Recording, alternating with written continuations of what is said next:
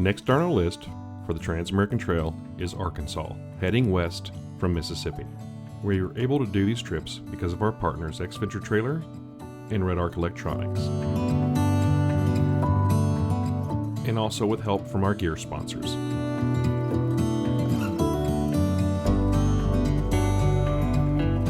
We pick up where we left off, crossing the Mississippi into Arkansas, starting in the city of West Helena. Joining us on this trip is our buddy RJ. I'm sure West Helena has some great spots in it, but from what we saw, it looked abandoned with a lot of burnt down buildings. Just north of West Helena is St. Francis National Forest.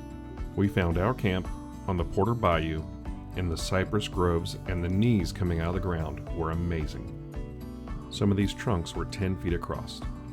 Of course, we had to crack one before setting up camp. Excited to find this spot, camp went up pretty quickly.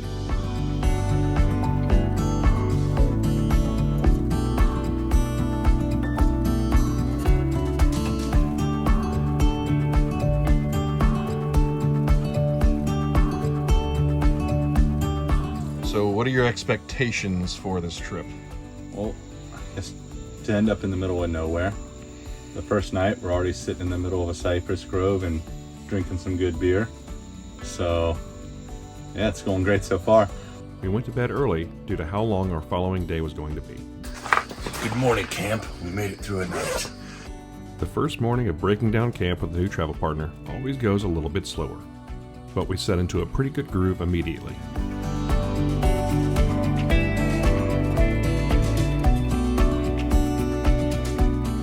We got up at 6 a.m. to get the day started, but we're not going anywhere without coffee.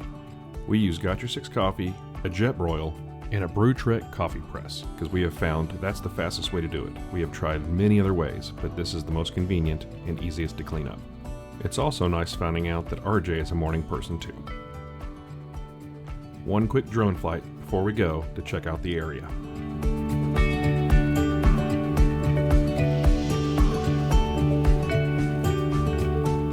While buzzing around, we discovered a small group of river otters.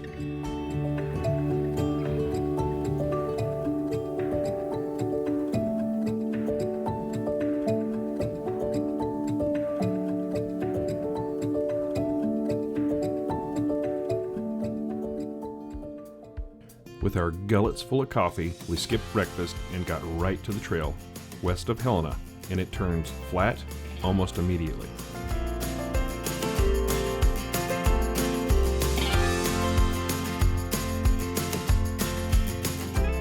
I was pleasantly surprised that the roads were so well maintained. Even though most of them were gravel or hard pack, we were able to maintain around 45 miles per hour.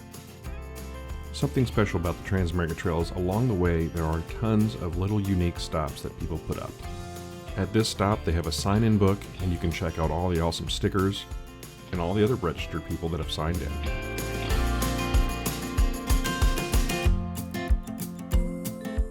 So before we moved on, we made our mark as well.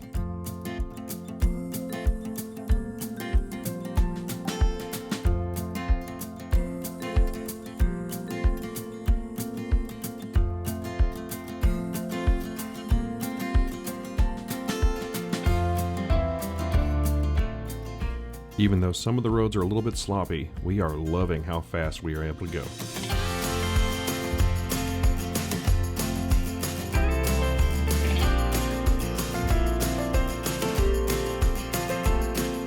This is on a duck and geese migration route from Canada, and they were there by the thousands.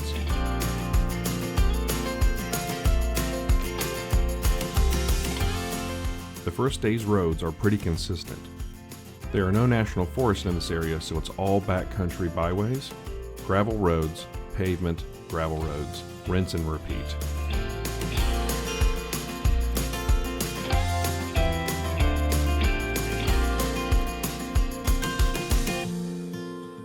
Some of these sections before you hit the Ozark Mountains are on long, straight 10-mile stretches. And at the end of this stretch was the only closed road that we encountered that day. And it was due to construction, not seasonal trail closures.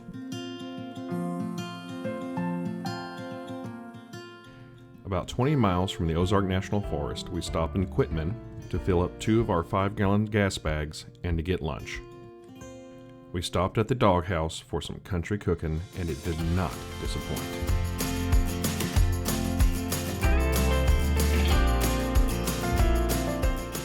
Up to this point, the landscape hadn't changed very much, but in a 5-mile stretch, it changed from flat to the Ozark foothills, and it felt like some backcountry Kentucky.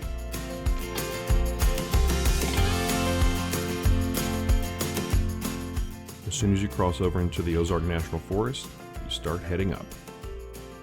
It always pays to scout ahead to find your camp spots in advance and at least have 1 or 2 backups. We had scouted a trail about a quarter mile off the main path. We like to use our drone as an aerial scout to see if the pre-planned paths will actually work out. By doing a few hours of pre-trail planning, we were able to find this little gem. Most of the time this is the case. Spend a few extra hours and find the best camp spots we have ever found. The trail that I had chosen turned out to be a goat trail, but a little pinstripes never hurt anybody.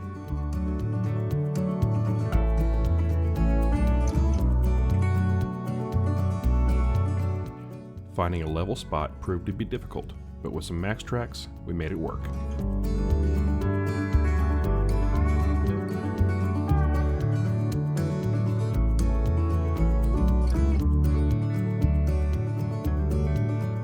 We had heard that the Ozarks have amazing water features and trail systems.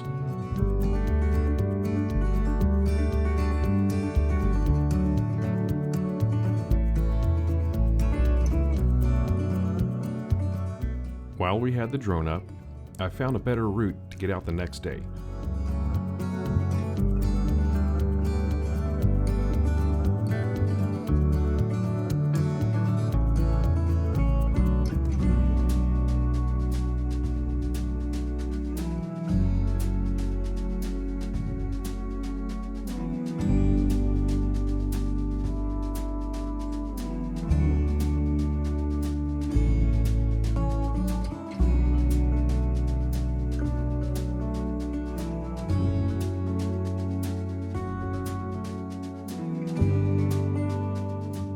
I was also able to test out a new piece of gear from Seasucker, which is a very slim trash can mounted with vacuum mounts. Nice piece of gear that doesn't take up a ton of space.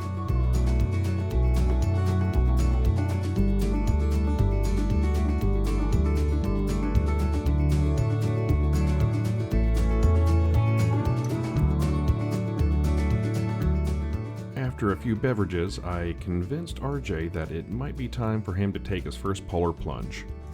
Plus, that boy needed a bath.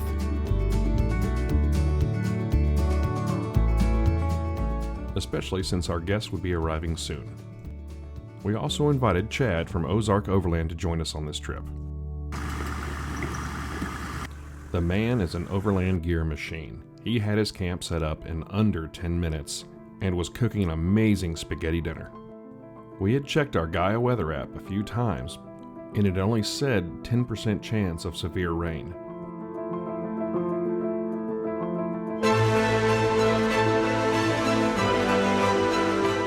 Little did we know, 10 miles to the south of us, the tornadoes that ripped through Mayfield, Kentucky and a lot of Arkansas passed only 10 miles below us. The lightning storms were insanity. And for about 5 minutes, the tail of the storm hit us with really heavy rain. After that nerve-wracking ordeal, it was time for a few drinks. Did I mention that Chad had everything? Even this little device that made ground ice cubes for bourbon drinks.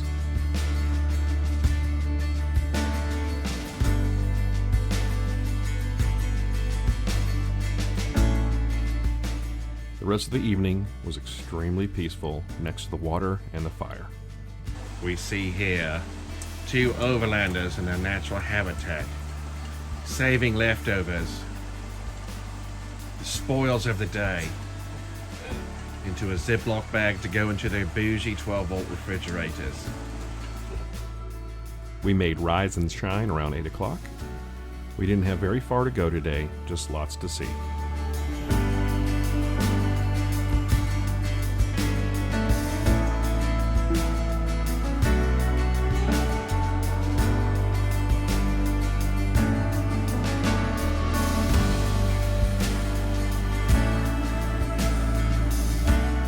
The trail that I had previously scouted the day before turned out to be nicer and wider.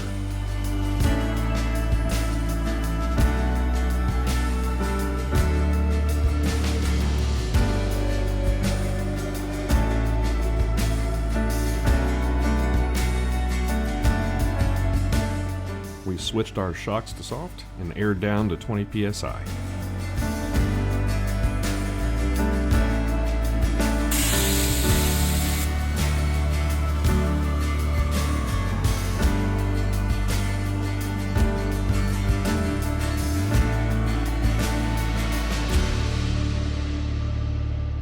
Surprisingly, we only saw a little bit of damage from the storm the night before.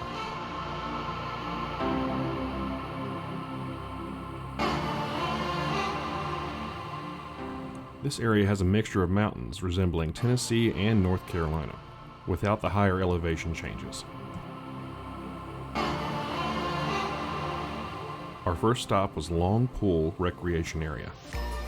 I'll be coming back to this area to fly fish and just hang out in the summer when I can actually get in the water.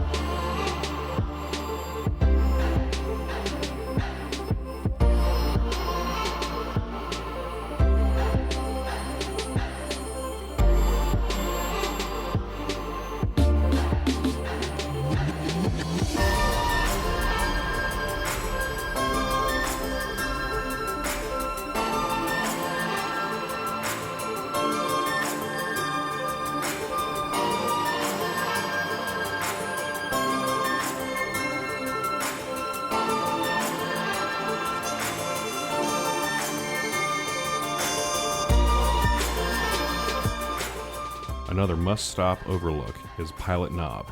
You can miss it if you blink, so make sure to mark it on your maps and take this steep climb to the top of the bluff.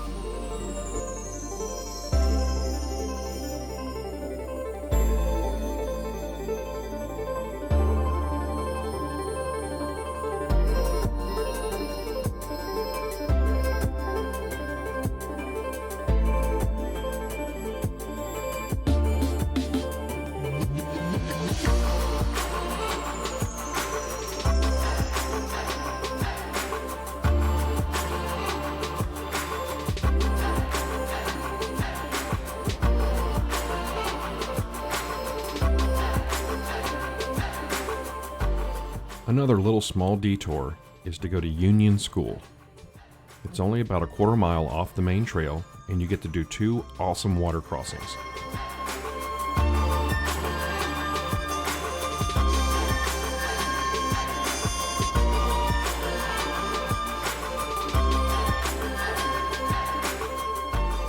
The Union Schoolhouse was established a little bit before 1886, and it served as a church, community center, and a school.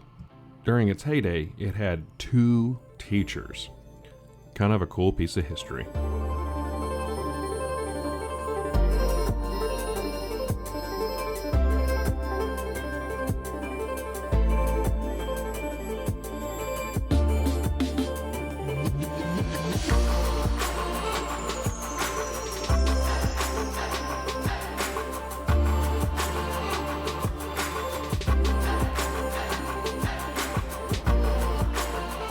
I would say on all of our Trans-American Trail, we've not stopped at a better diner.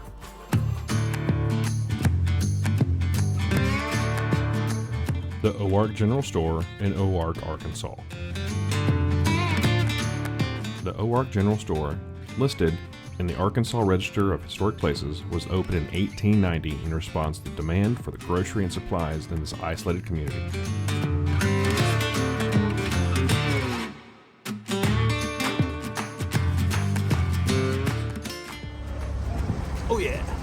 We recognized some pretty famous travelers, had been through and left a sticker on the front. Make sure when you go in, order a burger and a piece of their famous pie.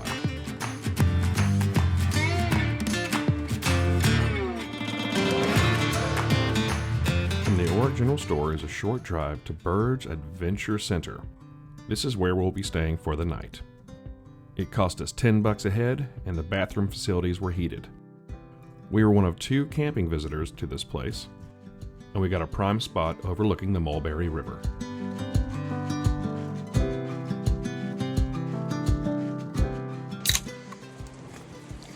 Cheers, John. Cheers.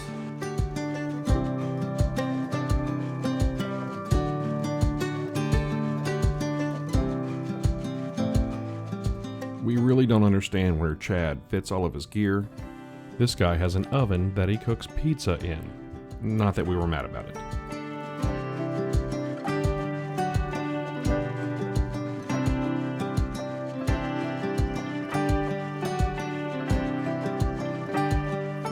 I was dumb and didn't bring enough coffee with us, but luckily I had a Got Your Six Coffees IFAC, individual first aid coffee kits, aka chocolate-covered espresso beans. Soon after leaving the campground, we hit our second and last road closure. Luckily, it was only a 2-mile difference for the change, and we got to stop at Shores Lake, which I don't know why this isn't on the main route to begin with.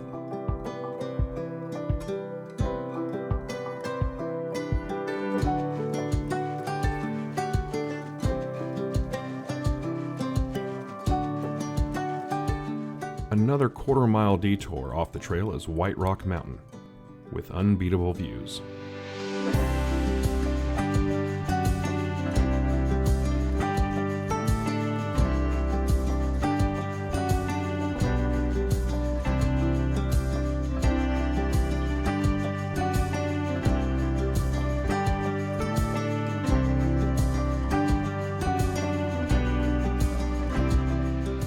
Also at the top of this mountain is a little general store, so I could load up on kitschy knickknacks and coffee.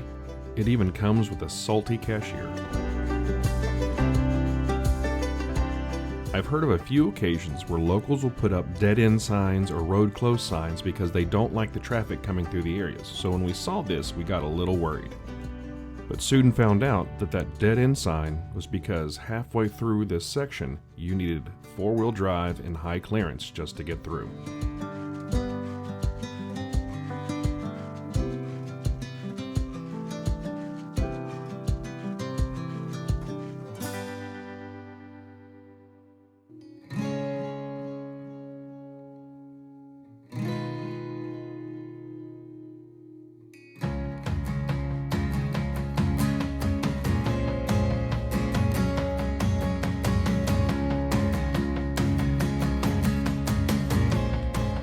For the next few hours, it was pretty standard forestry roads, dirt, gravel, dirt, gravel.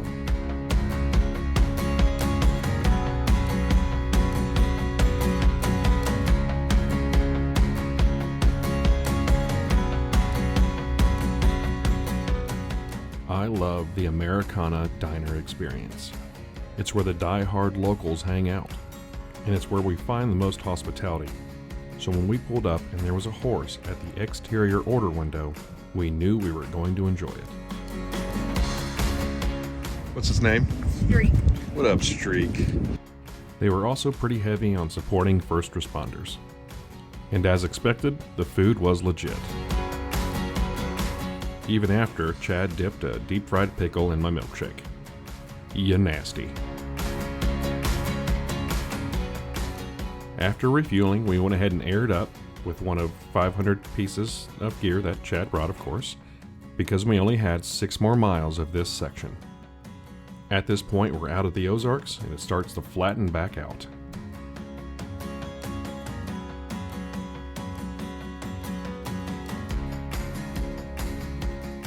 That gravel turning to dirt marks the Oklahoma state line. We'll see you next time when we hit Oklahoma going west.